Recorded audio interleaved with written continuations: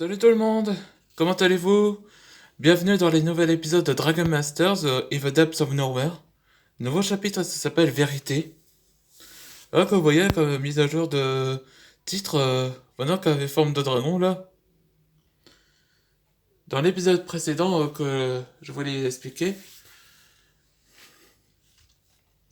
tout a commencé quand Jet et Arthur, savoir qu'est-ce que Dee faisait là, ici. Bah, disait que Gravel, qu'il y a un portail qui pouvait amener vers eux. Et c'est là que Arthur se souvient de la créature, un dragon céleste nommé Girantoros, où il avait connu quand il avait 8 ans. Et donc il était témoin d'après que le lapin blanc l'a fait subir à Arthur. Et donc Arthur se posait la question comment il doit sortir d'ici à cet endroit. Mais Girantoros le décida qu'il va l'emmener dans le, dans le Montréal où ils étaient. Et Arthur remercia. Pendant que les trois s'en va, là le lapin blanc posait la question à Dix, à savoir pourquoi ils aident les maîtres dragons. Et ben Dee révéla que il respecte envers Antoine Dragdir comme rival, mais s'il était en danger, il serait là pour l'aider. Et il donne le conseil au lapin blanc de enlever son masque. Après qu'il est parti, on voit que le lapin blanc était en larmes.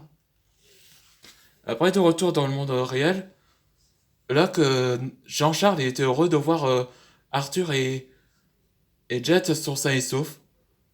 Arthur se demanda où est le livre, mais c'est là qu'il est arrivé trop tard parce que le livre a été brûlé avant l'arrivée de l'équipe 3. Mais on disait que c'était pas grave, le plus important c'est voir tous se réunir pour aider les autres. Et c'est là qu'ils sont partis à Dragalia après la mission. Là, que profit du jour, ça c'est Gerantoros, comme se connu sous le nom le dragon de la distorsion.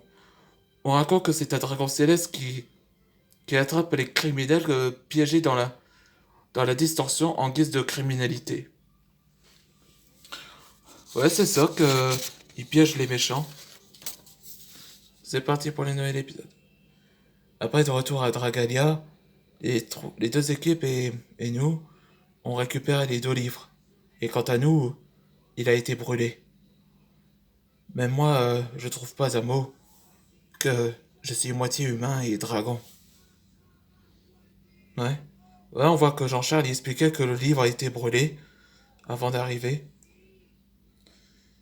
C'est là que Arthur observa, mais il décide de s'en aller. Et c'est là que Peter le voit et il a fait demander à Antoine Ragnar de le voir.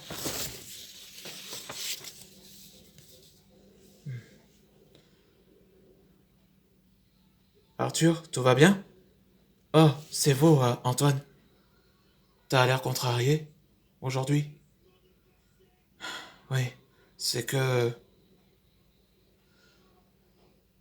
j'arrête pas de penser que quand le lapin a révélé le passé de ma mère et mon père est un dragonien, je me suis choqué et je me suis transformé après ma colère. Ah, je vois. Je suis désolé. Et toi, t'es au courant?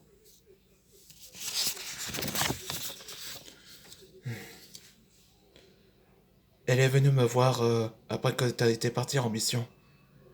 Moi aussi, je suis choqué.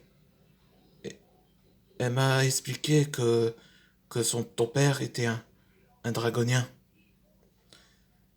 Et elle explique elle s'inquiète à toi si le lapin blanc te dévoile la vérité. Ouais, c'est ça qu'elle expliqué. Je vois. Maintenant, je sais. Ne sois pas déçu. Je sais qu'elle a fait ça pour toi. Elle sera fière de toi. Parce que t'es devenu un maître dragon. Et aussi ton père. Il sera fier de toi. Ouais, vous avez raison, Antoine. C'est ça qui le console. Arthur, on vient d'apprendre que que ton père est en fait pas humain. J'en suis désolé, je suis navré. Ne s'en fais pas. Je m'en veux pas. Je sais que je peux compter sur vous parce que vous êtes ma famille. Arthur, c'est très touchant. Ouais, c'est bien, ne pleure pas, Alex. Tiens, un mouchoir. Je suis ravi que t'as déjà retrouvé ta place, Arthur. Et moi aussi. Là, c'est là que Arthur et Elena sont, sont en relation. Avec, et quant à Zachary et Mildred, eux aussi sont en relation. Pareil avec Fabien et Eliona. En parlant de ça, voici le prochain épisode, ce sera les rois des dragons. Là où Antoine Dragler doit réunir tous les rois des dragons de la région pour annoncer, espérant que ça se fait dans le prochain épisode.